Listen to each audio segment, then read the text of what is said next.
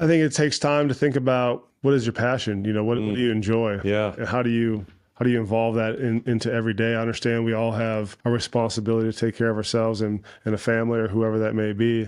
So you have to provide financially in a sense, but how do you include your passions in that? And then once you do, like, commit to it. Same thing, like commit to that direction and live in there and go through 6 months, go through a year, and then reevaluate. Okay, is this what I want to do? No. All right, I'm going to pivot here.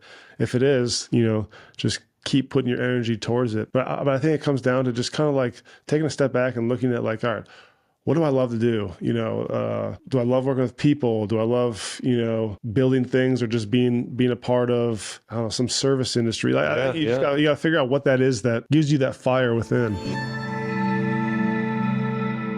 Hey everybody, Dr. Josh Axe here. Welcome to the Growth Lab, where each and every week we cover the science behind how to grow yourself, your health, your wealth, and take your career and relationships to the next level. Today we have Eric Decker on the podcast. Super excited to talk to him today. We're going to dive into how to go from, really how to change your identity. I mean, this is something that I think is so important for people, is identity. Who are you, or how do you become someone new? How do you reinvent yourself? We're going to talk about those things today, but Eric has had an incredible career. He had an incredible NFL career with the Broncos and the Jets and the Titans. He was a leading receiver one year, and he's a person who, actually one of his this isn't a claim to fame, but he grew up close to where my wife and my family grew up in Minnesota. And so anyways, we're going to talk about a lot of stuff today, but we're going to talk about, the pro athlete mindset, but also how to translate that into success in your business. So, hey, Eric, thanks for coming on today. Yeah, I appreciate having me, Josh. Well, cool. Well, I know we got introduced through Andrew through the East. Yep. I know. And I actually went online because I hadn't seen many of your interviews, but watched you on a couple things, their podcast, which is a great podcast you guys did.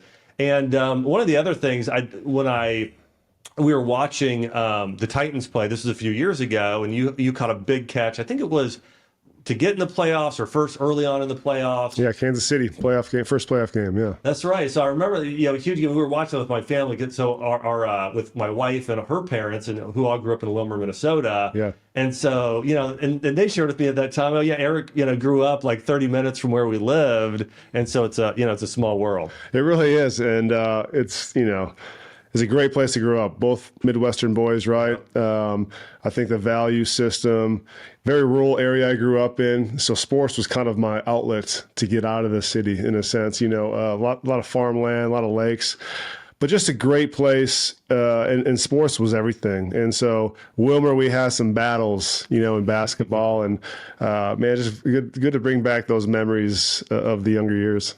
Yeah, my father-in-law last night, he was asking me, he said, hey, what do you have going on this week? I said, well, I'm actually interviewing just a few people. I interviewed Aaron McManus yesterday. He's this incredible pastor. And I told him about, interviewing you today. And he said, I think Eric could have gone pro in 3 sports. He was like, he's a great baseball player, basketball player, football player.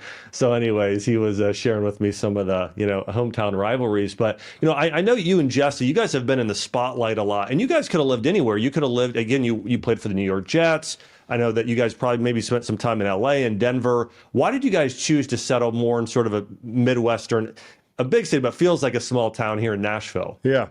Well, I think Jess and I, again, go back to values, grew up very similar. I mean, she was a military brat. I got to, be raised in one spot, but just the way we thought about life, religion, and just lifestyle, was a community we wanted to raise our kids in. And, she's in the music industry. And so she came here in 2007 chasing music. And so this was home for her. We met 2011, decided this is going to be our kind of off-season location. And I just fell in love because, like you said, it's centralized. It gives me a Midwest feel with some Southern flair. Yeah. Easy to get to places, whether it's New York, Florida, back home in Minnesota. And I just love the people. I just right away got infused with the community and just made so many friends. And to me, it's important to have community. And so I love it here. Our kids love it. We're not going anywhere. That's so great. Yeah, I felt the same thing. Like we moved around a little bit. Growing up, I lived in Ohio and then Kentucky and then Georgia and Florida, and then Nashville's been my favorite city I've lived in. Yeah. And it's mostly because of the people. There are so many great friends and people here. And also it's becoming really entrepreneurial. I mean, there's a lot of business leaders moving here. I was talking to someone yesterday who lives in Austin, and they were saying, yeah, everybody's either moving to Austin or Nashville, it seems like a lot. Yeah, I mean, two great southern cities, and I think to your point, just the spirit of entrepreneurship and really the culture and the vibe the cities offer. You know, Nashville, you talk about just downtown, you go to Broadway, but outside of that, like you have a lot of character and a lot of history in the music industry and now in a lot of different industries. And so you got the balance of both worlds, a good place to raise a family, but also get your entertainment factor. Yeah, absolutely. Well, one other thing I wanted to ask you about, and one thing I had heard you say once before, and this was on an interview, was, and I think this might surprise some people because you're obviously an incredibly fit person. You've had so much success in your career. You've got a great family, but you struggle a little bit with even feelings of depression and anxiety and mental health. Yeah. Talk to me a little bit about that and maybe some things that you started to do to come out of that. Yeah. Well, it's all kind of unraveled for me. I kind of gone through the spell. I think after I retired, I wasn't really ready to be done. I think I put so much of my energy and my worth and my value into the sport of football that like I didn't realize, okay, well, who is Eric outside of football? Mm-hmm. That was my identity, though. I had a healthy family, obviously a loving family, but it's just like, okay, that was everything who Eric Decker was. And now you got to pivot and kind of, like you said, change who that is, rewrite the script of your journey now. And so, I've kind of, with COVID too, like found myself isolating and just like, was just kind of stuck. Yeah. And I kind of got out of that with a group of friends and just like this spiritual journey, honestly, is what it was. I think I lost the spirituality of myself that is now renewed in a sense. And, wow. And it's kind of been my foundation, and I think so many guys can probably relate athletes wise that like once you retire, it's like, hey, well, what gives you the same fulfillment, and maybe am I putting too much into sports to get the fulfillment from it instead of having that balance lifestyle. So it's been a journey since I've retired, and it's been healthy because there's so much growth that's come from it, and so much like looking back, even childhood stuff and like kind of what certain triggers are, and like realizing, all right, this is who I am. These are maybe the positives of my personality and character, and these are some of the down pits that I need to work on and focus on. And so it's been super enlightening and really uplifting to kind of surround myself with guys that are on this path with me. That's so good. I think about this when you talk about identity in terms of, and this is one of the things that I've learned over the years in studying psychology, is that we tend to have our identity tied to something. It tends to be a role, and then the responsibilities that relate. So it's like, hey, you were a tight end on an NFL team, and you had a very, very specific role on that team that gave your life meaning. Well, hey, when that sort of that thing that you spent so much time and effort on goes away, well, what's the new role with responsibility that has a lot of meaning in life? And I think tying and being aware of the spiritual component is so important, right? Because like as a dad and as a husband and as a leader of a business, some people might say, well, might feel like it's less meaningful, but when you sort of tie in the spiritual and eternal aspects of those things, it's like, no, you being a father and a husband and a leader to many people, that can be more meaningful. Yes. Is that something you've been able to experience? Yeah. 100%. I think that perspective was given, and like stepping back and realizing that was super important. And I think you talk about success, and, for me, success was statistics, maybe contractually, what was I getting paid and all these things, winning games. But in real hindsight, success isn't really measured that way for me. It's just measured by the impact that I have on my kids and my relationships with my wife and those close to me. It's the impact that I have in my community and at, the businesses I'm involved with, and just like leaving a legacy in that sense. And I think I'm realizing like, you don't have to make money to be successful. You don't have to have, fame to be successful. Success is like making a difference and like leading from within. And I think that was the biggest, wake up call for me, was like, I'm super blessed. Like I've worked my tail off to have kind of the first career of like a football player.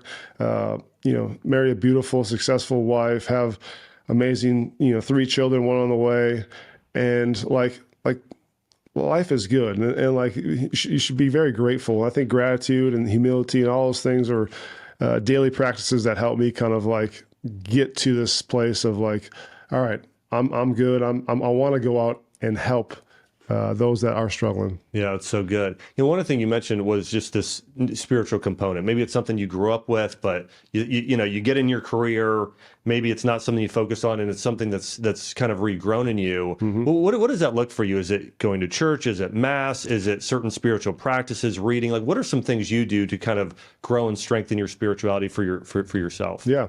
I think I just got away from it all. Going to mass. I grew up as a Catholic, but going to church, being a part of that community, reading the Bible, conversations with other men in that space. And I think now it's, meditation, or it's just, reading in the morning and kind of setting the tone for the day. That's good. Yeah.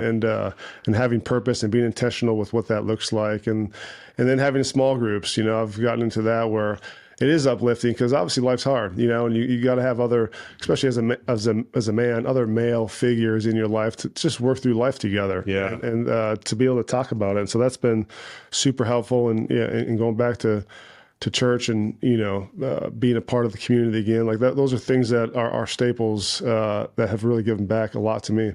That's good. Through your career, and I'm not aware of this with you because I haven't, read as much in terms of your health habits. And so I'm curious, how big a part of that is that of like, now I understand like in the past, you might have eaten to bulk up and get stronger and get faster. And so maybe there is a level of you being really conscious of your nutrition. Then were you conscious then? And then also, has it changed? Is it the same now? Like, what does that look like? I'll say I'm not eating as much. Yeah. Luckily, you get, meal preps for you, and I was eating pretty clean for the most part. I love to indulge in some donuts and, pastries and kind of have my fix. But for the most part, eating pretty clean. Now, I kind of find myself naturally almost fasting for the morning, and then just eating clean, eating less calories, truthfully. I got a garden out back. We got chickens at the house, and so really cool. Use the produce and the eggs and all the fresh vegetables in our daily meals. And my wife has her 3rd cookbook coming out here next week, and so she loves to cook. So it's kind of a yin and a yang in that sense. So we love to cook, and I think just having homemade meals is important. It's not only important for the nutritional factor, but also the gathering of our family and having that time to share in the day great. And stuff, right? So important. And so we love food. I love food, so I'll eat anything. Truthfully, like I'm still at that point where I'll eat anything. Yeah. Yeah, some people have the metabolism, to be able to handle. I mean, that's the way my body is too. I can eat anything. I mean, I try and eat super clean, but it's and a lot of real food. We had a couple of weeks ago, Carrie Underwood was on, and then do you know her and Mike Fisher at all? I thought you might. So I've been out to their property. I mean, they have the most epic I bet greenhouse and orchards and chickens and everything like that too. So, anyways, we're Chelsea and I are looking to do that soon. We're kind of in between here in Puerto Rico right now, but that's awesome when we get our next spot. So one of the things I think I read somewhere is that you guys built your dream house. And so, how's that been? Like, what are some of the things that you were saying, this is what I want our house to have in order to be a dream house? Well, I know that's what the headline said. Okay, so we were trying to actually sell our house for a hot minute, and they were like, you know what? No, we're not going to do that. We were looking to build, and I probably still will at some point, but when you get older and your kids become like the front of, your mind, school's important, convenience, right? Where's school at? Where's work? Where's the airport? And so where we're at currently has a lot of convenience. I love our house. We got enough acreage to, like I said, have a few, dabble into chickens and garden and have a backyard for the kids to roam, but also a comfortable living situation with convenience, which I think I value so much right now in this phase of my life. That's so good. I want to talk for a minute about leadership because, in the NFL, I know you've had the chance to play for some great coaches, maybe play with some great players and quarterbacks. Talk to me about, and I'm actually this is a question before we dive into this. I know you played with Peyton Manning. Did you play with Tim Tebow at all? Oh yeah. Any other? Okay. So I would love to hear, And a cup of coffee with Tom Brady. Wow. Okay. A couple weeks. So hey, let's talk about those guys. Yeah. Let's talk about those three quarterbacks in particular. What is something maybe you learned from them and their ability to lead? Yeah. Well, Tim, I've gained so much appreciation for him as, I've gotten older and got to spend time with him. The work he does, obviously outside of sports and careers he's built, like, the child trafficking stuff is unbelievable. Yeah. The work they do there. But he, in terms of leadership, and you watch The Swamp on Netflix, but his work ethic is unlike anything. I mean, I told someone a story. Would be out there doing sprints after our workout. He's got a weight vest on, and he's like beating every skilled position in the run, just because of his endurance, but also his will. Yeah. And I think, that is one way to lead, is by example, and he was so good at that. Obviously, vocal at the right times. And I look at Peyton, and his leadership ability was kind of, in a sense, like, balanced. On the field, he was the general. He was 18. There's a reason for how you practice, why we practice the way we did, and full effort was all there. Off the field, you got the lighter side of him. Very dry humor, love to gather people. Camaraderie was important. Wow. And so it was fun to see those differences for the most part in the locker room in Denver. And my short stint in New England, same thing with Tom. I mean, just so much respect. The way he presented himself in the meeting rooms, on the practice field, the way he took care of his body, nutritionally, physically, and just the relationships. I think that's the biggest thing I take away, is just they have relationships with everyone. There's no little cliques. It's important to get to know everyone, ask deeper questions, because the more you care for someone, the harder you're going to work for them. That's right. Wow. In the trenches and when times get tough. And so all those guys, gained a lot of respect from their teammates for that. Man, I mean, that's a great lesson for CEOs and entrepreneurs and even parents. I mean, the more you can go and build those meaningful relationships, I see that in terms of just being a key quality of leadership. Anything else that has stuck out to you when you think about the best leaders you've ever known? What are one or two qualities that you would point out that they all had this thing? First word that comes to my mind is consistency. They showed up every day with the same mentality. You knew what you're going to get. You're going to get a guy that's going to show up. He's going to do his job. He's going to be there, all in, mentally, emotionally, physically, for that matter, as long not bearing injuries. And I would say just confidence. I mean, you got to have confidence in yourself to put yourself in a position to succeed or fail, and have, the chips fall on your shoulder, in a sense. These guys, when you win, good job to them. You lose, it's your fault, Wow. And I think being a leader, that is something that, a lot of folks may have a hard time with, is taking the responsibility of failure and success. Yeah. How about with coaches? When you look at whether it's the college level, the Nick Sabans and the Dabo Sweeneys, or the pro level, like the Andy Reids, or some of those legendary coaches, what are some of the things that they do in order to create a great team and organizational culture? Culture starts with, I think, respect, trust.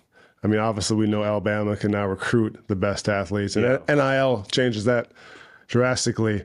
But I think across the board, great coaches, and it's different because you look at Belichick, and it's like a system.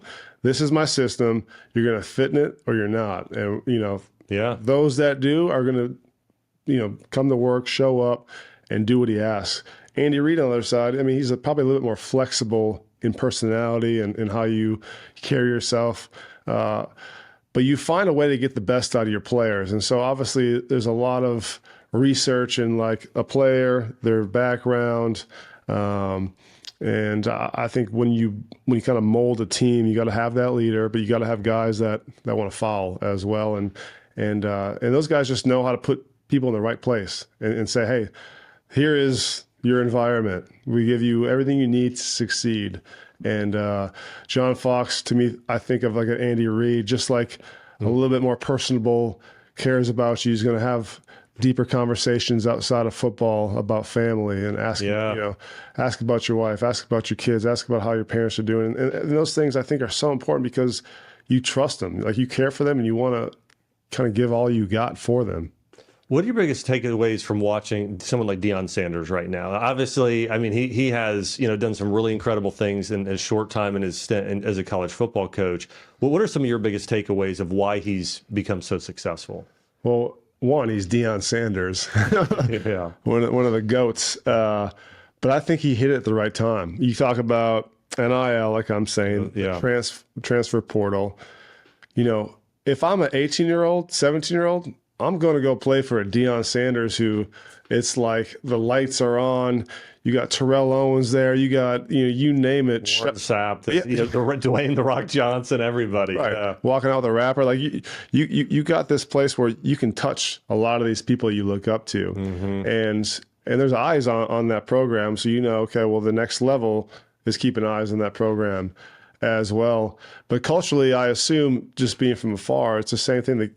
He kind of builds this environment of success through confidence and through like swagger and through like, hey, we're going to work hard, but we're going to do it with some swag. And I think guys can relate to that and want to be in that environment. I mean, this is something I have a mastermind group where I coach doctors and leaders in how to build and grow their business. And one of the biggest things I've seen, this is not something I don't think a lot of people talk about. Now, maybe it's talked about in NFL circles, but I've noticed that the people that grow the most successful businesses, there is a swagger. There is this confidence to where, hey, they fail, they get knocked down, they just get right back up. They don't even think about it. They don't even think twice. They just keep going with that.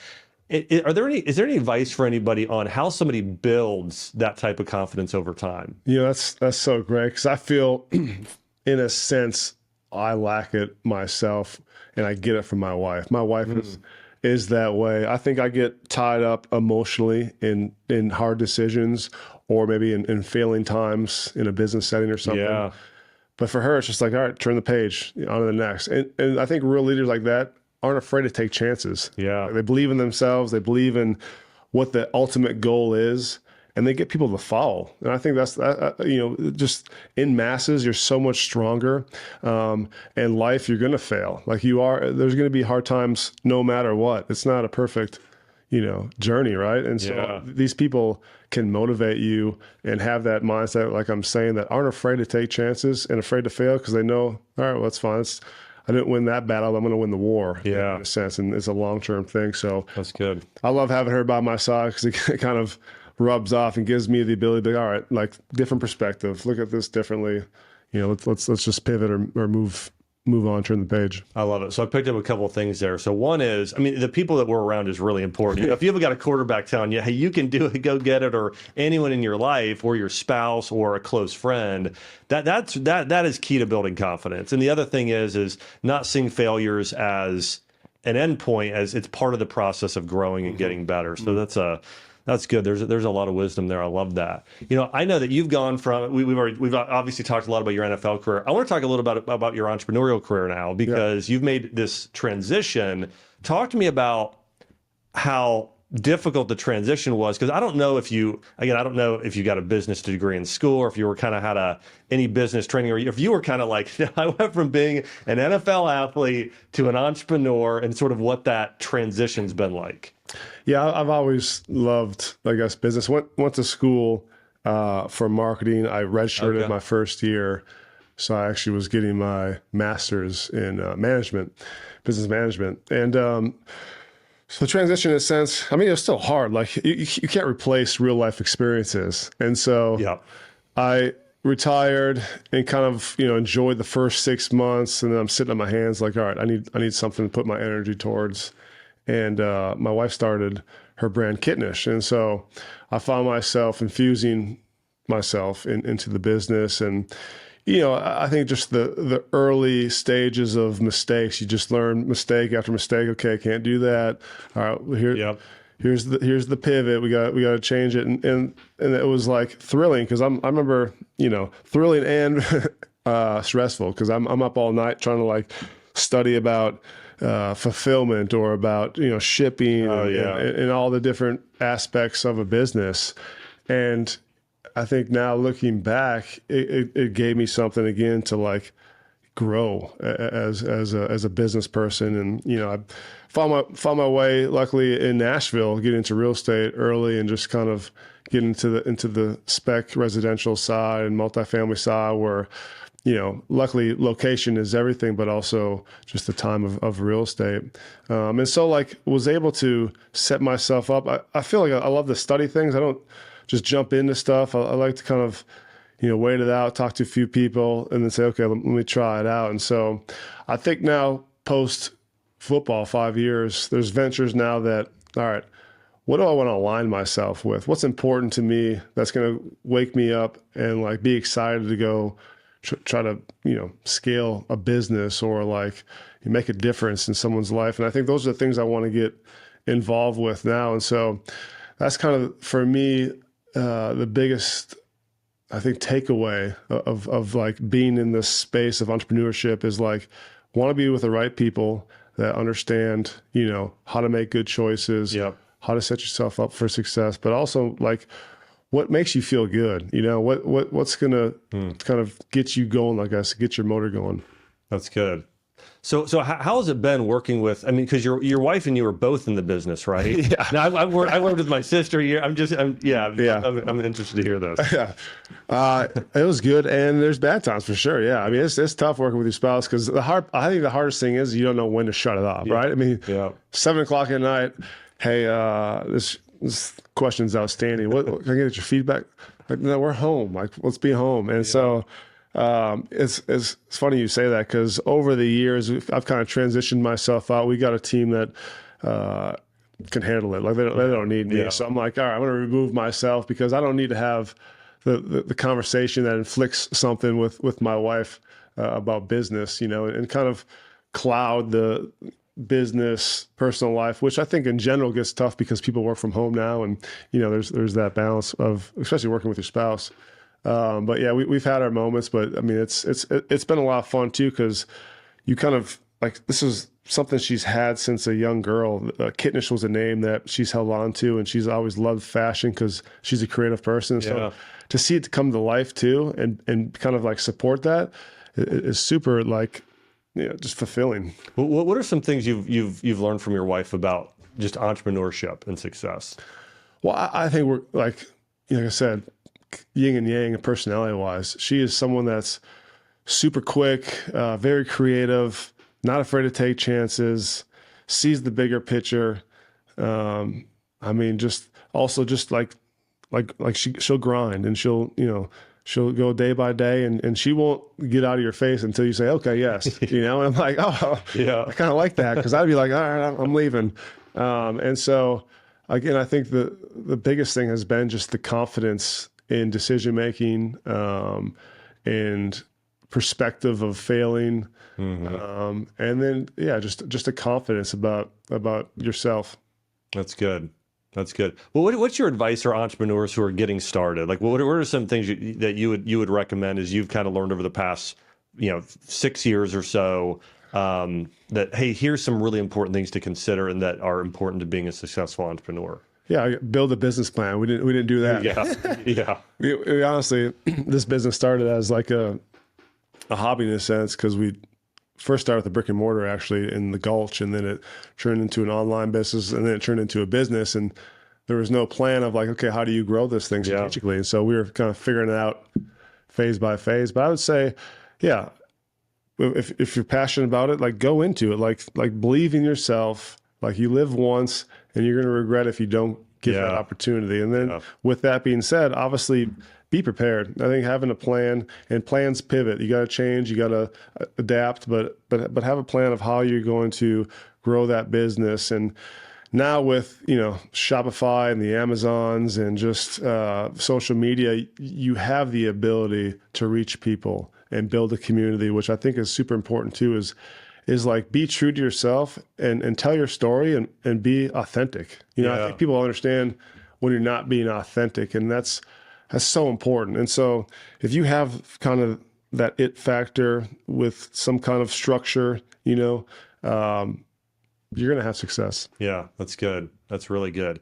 I was curious about just, relationships. I think that, when I look at a lot of people that, if we would look at the statistics, which I don't know what they are, and maybe they're not even out there, of celebrity couples, people that have built really, whether it be, musicians or actors or professional athletes, and when they get married, what their success rate is. Yeah. But it seems like you guys have a really great marriage. What are some things that you guys have done to cultivate a healthy marriage? Yeah, we always joke like the Hollywood, being married for 10 years in Hollywood is like 30 years. Yes. But I think that the biggest thing I go back to, like our belief system and our values aligned when we met. And I think that's so important, because when you get into life and have kids and have more stressors, if you don't have that foundation together and the communication, like things are naturally going to fall apart. And, even going through like the hard time and the depressional state I was going through, like she was still there. She was still my rock, and I'm probably wasn't as present or as nice of a husband or person that I should have been. And so like we had each other's back. Like when we got married, we had the vows that we're going to be together for life. Yeah. And that's so true to just making decisions that are based around your family. Is this good for us right now? Is this what we need right now? And aligning kind of long-term vision with short-term goals. And like I said, just, we believe the same thing. We want to raise our kids the same way. We want to, we value the same stuff. And so those things have meshed. And so, yeah, you have hard times in life, but you're able to get through them because like you love each other, we're doing this together. We're stronger as a unit than we are alone. And so, you try to push away all the outside noise and kind of the stress that comes with it, and just focus on like what's truly important. Because I think at the end of the day, that's, when your time's up, that's what you're going to value the most. Yeah. I took away a lot from that. By the way, I think this is a really, I think you gave some really great advice there around one, commitment, right? It's like, hey, we are committed to each other. I mean, it's something you actually brought up earlier in the way when I asked you what makes the best, NFL players, and you were like consistency, commitment. It's that very similar thing. I think another thing I really took away was you guys fight for each other. You have each other's back, right? I mean, that's such an important thing in marriage. You're not rolling your eyes. You're saying, hey, when you're down and out, when you're not feeling good, hey, I'm going to fight for you. And I think that's something great there. And there's something else I think is so important, is that this idea around like our greatest priority in the world, number one is not our career. It's not, the applause from the crowd. It's our family. Yep. What's best for our family right now. And so the part of the career is for the family, not to say that they're not their own things and not that they can't impact people, but man, that's a real, there's some wisdom there. And then priorities, because you guys have a lot. I mean, there's a lot going on in life when you have, 3 kids, a 4th on the way. Yeah. And the small business, and then the other things I'm sure you guys do philanthropically and friend groups and everything else. And so being able to prioritize in the right way is really, I see that just being just incredibly important. Yeah, it is. And I think you're right. Just, you got to kind of start from the ground up and build what is important. How do you put most of your energy, your time there, and then fill obviously what else is important. I need to work out. I need to take care of my body. I need to have obviously some time with other males, and you kind of, you fill your time appropriately, but you gotta put your energy and a lot of your time into your family, into those relationships. That's so good. And one of the things you were sharing is that you've been able to cultivate and create a great group of friends here. Yeah. One of the things I've noticed as I've worked with people from a health standpoint or psychology or just a number of things is, we're going through one of the things that a lot of psychologists will call the loneliness epidemic. In fact, when we look at search terms online, the word loneliness and sadness and isolation, I mean, these are up. I mean, not just, I mean, they skyrocketed during COVID, but they're still up. Yeah. They're still up. And so, what are some things that you look for when deciding who you're going to be friends with, or I guess in creating a great group of friends? Yeah, no, that's such a great question. I mean, connection is kind of a word that I thought about when you're saying that, because the guys that I'm with now, usually they're school dads as well, you know, so you kind of become friends with your kids' dads. Yeah. But also, they're on this journey of betterment as well. Like they want to be a better father. They want to be a better husband. They want to be a better friend. Yeah. And so you can practice. So we have a group that we work out in the mornings, a couple days, 3 days a week, maybe. And then also have some fellowship with it. And, super important because you can trust these guys. And we just did actually a trip to Chapel Hill to watch my Gophers take on North Carolina. And so we got to play some golf and just, that to me is important. As someone I can share life with. Yeah. And, obviously our kids have a bond or relationship, but also as a man, you have a deeper connection and conversation than how's the weather or how's your family doing? Yeah. It's, hey, like I'm going through this, give me some feedback. Or what do you think about this decision? And just kind of having that group that I think is super important. And like I said, just it's the connectivity of it. Kind of makes you feel wholesome. Well, and one of the words that I picked up as you were sharing this is that, you said at one point, essentially, everybody wants to grow as a husband, grow as a dad, grow in their fitness. This is sort of like this growth mindset is everybody wants to grow, everybody wants to get better. And that's really important in friendship, right? And for somebody who wants to be more successful, that's something I've discovered as well. Like when I think of it, it's this Proverbs principle: iron sharpens iron. Mm-hmm. It's so important. I love that. You've been able to play for, as we talked about, some great coaches, been around some great, some great minds. What is either the best piece of advice you've ever received, or just a piece of advice that shifted your life in some way?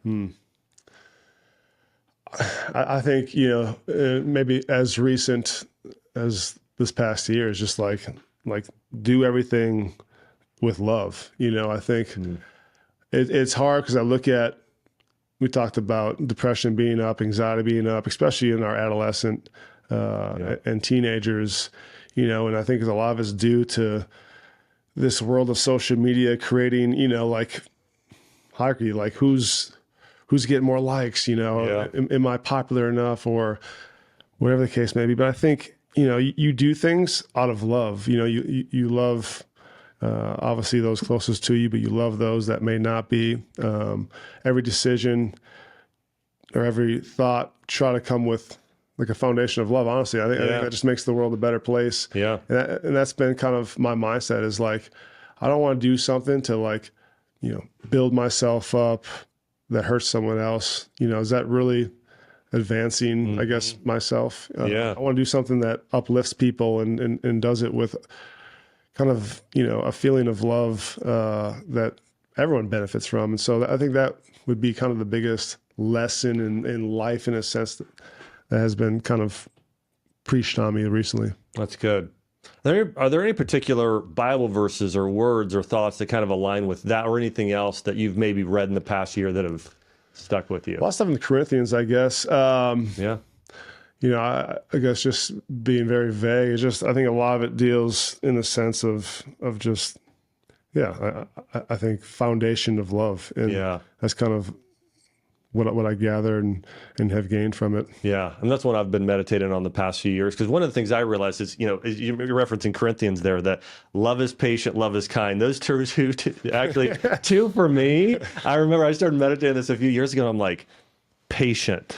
Wow. That's, it's a big word. Yeah, that's the big one for me that I'm continuing to work on, is that, because love is a lot of, it encompasses a lot of those things, and some things that sometimes we wouldn't even think of, but it's, that's a good one. That's good. And, I just read a book, top of the year, with a buddy, the Love Book. And it's cool how it challenges you every day for, I think, 30 days or 40 days. And it's, the concept, it obviously is love. So it's some verse that speaks about love, and then it's an action just to make yourself intentional that day of like, okay, well, what can I do for my spouse or for a friend that is intentional with love? And it kind of starts building these habits. As we know, it takes how many days to build a habit. So that's been kind of the kickoff for me on this journey. That's so great. You mentioned Tim Tebow earlier and some of the things he's done, and I've been just admirer of what he's done in terms of his Night to Shine and some of his other philanthropic efforts. I think one of the things today that maybe sometimes people mix up is fame with success or making money or whatever it is with success Yes. versus, well, that can be used for bad or be used for good or just be absolutely neutral. How conscious are you of that kind of in this next phase of your life, is saying, hey, how can I use my fame, my money, my influence towards the good? Yeah, super conscious. And I think in our society, our culture, especially in America, it's, a place where you can be a business person and be an entrepreneur and go and create something and make a lot of money doing it. But at the same point, being conscious of what do I really want to accomplish? What does that path look like? And I think success isn't so much measured by fame, money, accolades. It should be by, how you've impacted that person on that journey, or, how you pulled someone with you or a group of people with you and impacted, generations at that point. And that's something I think about. And when I get involved with something, it's like, how is this making an impact? Is this making me feel good? Is this going to make a change for someone? And, a lot of stuff has been in kind of the preventative healthcare space, because I feel, it's a broken system in a sense that you go to the hospital or a doctor when something's wrong, instead of being like, hey, what's a preventative way? How do we teach people to be physically active, to eat right, to, meditate, or find a way to like mentally and emotionally find, ground yourself. And so all those things have become super important on this part of my life. That's so good. As you said, iron sharpens iron. We just had this conversation. People sharpen people. It's the same. Yes. It's the same thing. These conversations obviously, I think make us better people because we challenge in the way we think or talk or, believe. Totally. I mean, that's why I love doing this podcast, is I learn every time. I mean, every time I'm doing something, it's helping me grow. It's helping me learn. And so I love these conversations. And I think one of the things that's the most fulfilling part of my life, as I think you just kind of shared it was with yours, is this thing of like, we're meant to go through life together. Like when we try and go through solo, do it all ourselves, it's lonely and you have less impact, right? So when you're going through with that mindset of, hey, I want to grow and I want to help every single person around me grow, and then everyone else in your group has that similar mentality, it's sort of this rising tide lifts all ships, and it just, it makes life more meaningful. And I think it's this other thing of like, if you are around people that are doing things just for themselves, right, versus you're around a group of people that they're loving. They want to contribute to others. They want to help others in need, right? It's just, it convicts you in that way. And that's what I think, just bring him up one more time, like someone like Tim Tebow, where he might not have had the quarterback talent of someone like a Peyton Manning. But, when I watched a part of a documentary on him, and a lot of it was his philanthropic work. And I was so convicted after watching it. I was like, man, I want to do more, you know? Yes. And I just went to his gala not long ago and had the same feeling walking out, like, wow, like I need to do more. And this guy is unbelievable, the way he's impacting so many around the world. And, when I was playing with him, you have a different perspective. It's like, well, we're here to play football. We're here to win games. Yeah. When you step out of it, it's like, oh, wow, like, he hasn't changed. He is who Tim is, and I appreciate that about him. And he wasn't afraid to showcase his belief, or just the person he was. And so what he's doing now is so much more impactful than, maybe going to the playoffs and beating the Pittsburgh Steelers in 2011. Like, no one's going to talk about that. They're going to talk about what he's changed in our world. Yeah. So we were talking. So we started part of the conversation with you talking about, again, I told you my father-in-law was like, Eric could go pro at baseball. He was just listing all the things. And so you grew up as an athlete that had a lot of success. Talk to me about young athletes. If we have parents watching and they said, I want to help my kid develop and become the best athlete they can be. What is your advice to those parents in helping those young athletes? Yeah, they got to enjoy it. The kids have to be passionate about the sport. And, what's hard nowadays is everything's so specialized. And I always have a hard time with it. I actually have a gymnast daughter, and it's hard because that's all she can do. She's spending 12 hours in a gym a week, and like she's 9 years old. I'm like, wow, this is a lot. But she loves it. And it's like, okay, well, as long as you love it, we're going to like support it. And like if you don't want to do it one day, we'll wrangle her back and not do it that day, which is fine. But in terms of like overall sports, like cross athletics, playing baseball correlates to football as I say basketball because those are the three sports I played. Like I loved having the ability to play all three sports. Yeah. If I would have focused on one sport, I think I would have burnt out. So I think as long as you can allow your kids to do as many things, and then they'll determine what their passions are. And, I look at it in the lens of an 8-year-old because that's the age of my oldest son. Like, do I do some private lessons with him? Do I do extra work with him? Like I do it at the house because we love it and it's part of our life. But I don't know if I'm there yet. I think as they get older, they're gonna figure out like, okay, I want to do this, Dad. Can you help me find a pitching coach, or can you take me to run some routes or work on my running? Okay, yes, like let's do it. Like it's got to come from the kid. Yeah. I think so many times kids get burnt out because either they're pushed too hard, or because they're spending so much time in one sport and in one specific skill that like it doesn't become fun anymore. And so I think the ultimate takeaway is like the kids got to love it and just let them be kids. Like that's, the percentage of making it to the highest level. Like, yeah, we'd love to have our kids go to college, get a scholarship and play, professionally. But like the percentage is so small. It's like, don't take away the fun to try to reach this goal that's super difficult. Yeah. Yeah. And I can see part of the mentality being, as we've talked about, like thinking about, thinking about their future. It's like sports play a role in developing discipline, right? And developing leadership and the right mindset. So there's so many benefits. And I think there's studies around this, like kids that play sports oftentimes are more successful. They can be CEOs. So there are a lot of benefits around it, but thinking more about how will this sport also serve my child in their future, when they're in their 20s and 30s and 40s, 50s, just beyond. Yeah, no, you're right. And I think the team building, how to work with others is super important. The discipline, the commitment. Yeah. I think the adversity, how do you respond to failure? And I think all those things, to our point is like, it feeds the kind of will within you so that you can withstand it when things get hard in life or in different ventures of life, whether it's business, family, maybe finances or wherever it is. Like you have this ability to be like, you know what? Okay, I've been here. I've dealt with adversity. I'm gonna get through this, and I'm gonna work with people, and we're gonna build something magical. So all those things definitely transfer to life in general. Yeah, yeah.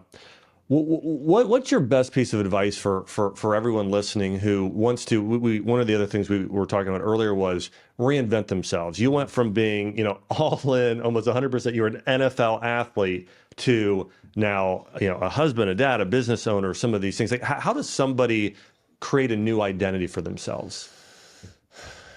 I think it takes time to think about what is your passion. What do you enjoy? Yeah, and how do you involve that into every day? I understand we all have a responsibility to take care of ourselves and a family or whoever that may be.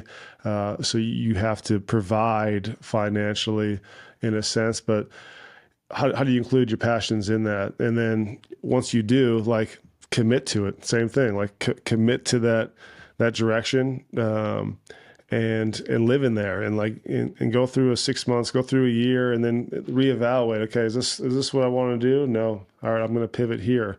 If it is, just keep putting your energy towards it. And but I think it comes down to just kind of like taking a step back and looking at like, all right, what do I love to do? What do I love working with people? Do I love building things or just being a part of like, I don't know, some service industry. You got to figure out what that is that gives you that fire within. Well, I think people enjoy what they're good at. What God has naturally wired them to do, those talents, they should be working in those talents. And there tends to be a passion with those, right? Yeah, great point. No, that's a great point. Yeah, we were all born with special skills and abilities. And how do you tap into those? And I think the first part is figuring out, discovering what that is. Because sometimes you get clouded with like, well, I need to be doing this, or I need to be making this amount of money, so I'll apply for this job, instead of being like, well, this is what I'm, really passionate about. This is what I'm good at. Like, let's find an avenue of how to, develop that and let it go to work. It's so good. So right now, with kind of where you're sitting, thinking about your next 20, 30, 50 years, what gets you excited? Like, what are you excited about for, in the future here? Yeah. My kids. Yeah. I'm in this phase of life, and I think sometimes I have to be reminded, like, dude, you're really lucky to be able to like be in your kids' lives so much. Sometimes I feel like, am I missing on something? Do I need to like try a little harder with certain things career-wise? But like, I've enjoyed watching them grow up and being a part of the pickup, the drop-offs, the sports activities. Our youngest is super into music and like School of Rock and like everything, just to see kind of how their spirits and their beings come alive. Like, I think diving into that and really loving that for, this phase of life, which for me, it's going to be another 18 to 20 years. But besides that, I think really making an impact in my community. And I think in the space, especially with kids and like mental health, with physical health, I think health in general, I'm super passionate about, like I said, physical activity, like having mental and emotional, health as well. And how do you teach these young kids how to kind of adapt those skills to get through adversity? Yeah, and I think something that, that's great about sports is it can build mental strength, which can help you get through some of those difficult seasons if, they're learning some of the right lessons, some of the things that you shared today about the power of teamwork, the power of commitment, the power of encouraging others. And so anyways, I think that's, I love that. It's so good. And we're living in a world, it's just so interesting because when you look at the world today, there's part of culture that says, being a mom or being a dad, that's not that important. It's all about your career and making money. And I think there's kind of things are swinging back and realizing, no, like, I mean, there's a quote by Andy Stanley and I love it. And it says, the most important thing you might ever do in your life is not something you accomplish, but someone you raise. And so that really hit me in thinking about, wow, I mean, what an incredible honor and incredible calling to be a dad. Yeah. So yeah. When you put it that way, it makes it like, just, I think the perspective, like how important is our job as a father to build these kids? Because, my wife and I both came from broken homes. A lot of friends of mine have come from broken homes, but now that when I talk to other men that are fathers, like, they're super in tune with their kids and a lot more hands-on, a lot more present, in a lot of different ways. And I think, that is a good change to maybe, how we're evolving as humans. Yeah, so good. Well, Eric, thanks so much for coming on today. I want to encourage everybody to check out, Eric, where can everybody find you? Well, I'm not really active on Instagram, but I'm on Instagram. I think it's Eric Decker 80, actually just Eric Decker. Okay, Eric Decker on Instagram. Well, I want to tell you, so my wife follows Jessie, and so this was probably two years ago, and we love traveling. We love going through Europe, and so Chelsea's like, "Oh, you got to check this out," and I'm like, "Okay." And she just she showed me a story of you guys. I think it was in Greece, or somewhere like that. Just travel. How was that? Oh man. We were the people like during COVID, we're like, all right, let's go. It's going to be quiet everywhere else. So we traveled a bunch. Went to Greece for a few weeks and then kind of quarantined, I guess. So went to Italy for 2 weeks following. It was the best family trip. I mean, it was bananas in the sense of our travels from going one place for 2 days to the next with 3 kids and all the luggage. But, the travel is so important because I think too that opens your mind to, again, just different ways of living and perspective of life. Yeah, that's awesome. Awesome. Well, again, everybody, you can find just Eric Decker on Instagram. Maybe he'll start posting and maybe he will, but if not, we'll, you can obviously watch this and share this video on YouTube. I want to say, hey, thanks everybody for watching another episode of the Growth Lab. Hey, if you're not subscribed, make sure to subscribe here. And also, hey, if you're watching on YouTube, leave a comment below of your biggest takeaway from the wisdom that Eric shared with us today. I'd love to hear your biggest takeaway, and we'll maybe share more about that topic in the future. Again, thanks so much to Eric Decker for coming on today, and thank you for watching.